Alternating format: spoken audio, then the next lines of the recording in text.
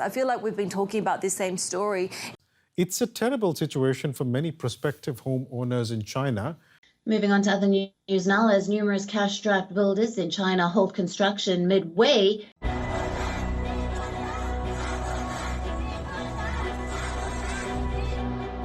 China's housing market is on the brink of a catastrophic crash, and the fate of the Chinese Communist Party rests in the balance. With declining home prices, halted construction, and increasing public unrest, it's clear that the country's property crisis is a ticking time bomb. But how did it come to this? Join us as we dive into the heart of this financial whirlwind and explore the real tensions behind China's housing market crash. The future of the CCP and the Chinese economy rests on the outcome of this critical moment, because a step into a world of financial uncertainty where one misstep can lead to bankruptcy. But fear not, as our channel Bankruptcy is here to guide you through the tough times and secure your financial future. Subscribe now, and let's get started. Recently, China has been facing a growing property crisis that threatens the rule of the Chinese Communist Party, CCP. Home prices have been declining every month of the last year. Construction on many pre-sold projects has still not resumed, and protests are increasing at an alarming rate. To understand how this crisis has come to be, it is important to understand the local government's role in China's property market. Local governments have managed to borrow close to $8 trillion to fund China's GDP growth. To meet the growth goals set by the CCP, local governments would lease out land to developers who would then sell pre-built apartments and use the profits to buy more land and build more apartments. This continued until the CCP implemented a 3 red line policy in an attempt to get leverage under control. The problem is that the debt bubble kept growing and growing. Demand for new construction was through the roof since people were seeing huge returns on investments. Unfortunately, this was not sustainable, and the house of cards started to crumble.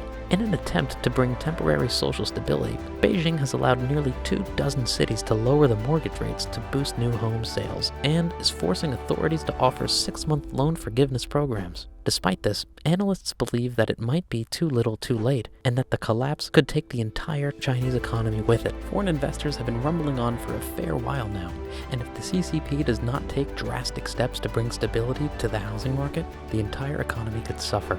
Local governments are now at risk of default, which could trigger a financial crisis with unfathomable effects on the global economy. As the CCP's 20th National Congress nears, President Xi is doing everything in his power to bring social stability back to the country. However, the actions taken by the CCP are seen as temporary fixes and do not address the root problem. The CCP must take drastic steps to restore trust in the government, restore trust in the banks, and provide long-term solutions to the housing market. If these steps are not taken, it could spell disaster for the Chinese economy. To stay informed on the current situation in China, be sure to sign up for Morning Brew, a free daily newsletter that delivers the most important business, finance, and tech news in a witty and informative way.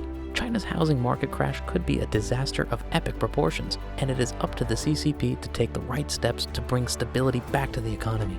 As the CCP's 20th National Congress nears, President Xi is expected to receive a third 5-year term, but the country he is overseeing is in a serious economic slump. The Chinese property sector is going through a major crisis and is largely due to the CCP's misguided policies. As the Chinese economy grew, so did Chinese citizens' wealth, and since the stock market wasn't as accessible in China, families decided to store their wealth in real estate. On top of this, owning real estate also has cultural significance in China, which made it a desirable choice for marriage. This caused the real estate prices to grow rapidly, and developers like Evergrande took full advantage of the opportunity. To make matters worse, they would sell these apartments before construction even began, then use that money to buy more land and take out loans against the land to fund the construction. This created a huge debt bubble that kept growing and growing until the CCP implemented the 3 red line policy to get leverage under control.